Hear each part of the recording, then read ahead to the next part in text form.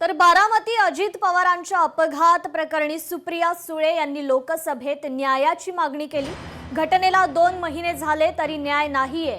एक FIR करायला एवढी अडचण का, असा सवाल खासदार सुप्रिया सुळे यांनी उपस्थित केलाय। आज दुर्दैवाने वेग वाढल्यामुळे अनेक ठिकाणी आज रेल्वेचा असेल किंवा गाडीचे असतील किंवा विमानाचे ॲक्सिडेंट जातात। योगायोग बघा, माझ्या भावाला जाऊन आज बरोबर 2 महिने झाले। 28 जानेवारीला माझ्या भावाचं प्लेन क्रॅश झालं। 2 महिने झाले या गोष्टीला। एखाद्या कुटुंबातला कर्ता पुरुष जेव्हा जातो ना, त्याचं दुःख त्या कुटुंबालाच माहिती असतं। आम्ही पण हे भोगलेलं आहे। मग विमानात जाऊ दे का गाडीत जाऊ दे किंवा रेल्वेमध्ये जाऊ दे, सुरक्षितता ही अतिशय महत्त्वाची झाली। आणि सुरक्षितता कशासाठी? आता माझ्या भावाचं प्लेन पडलं, 2 महिने झाले, माझ्या कुटुंबाला कुठे न्याय मिळाला?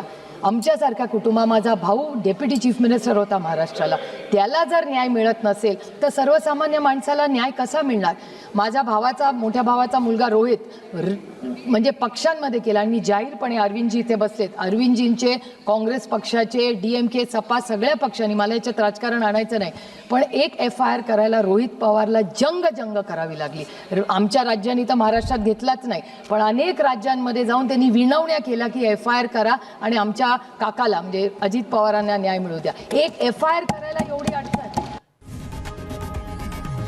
लोकशाही मराठी ऐका, पहा, जागरूक रहा।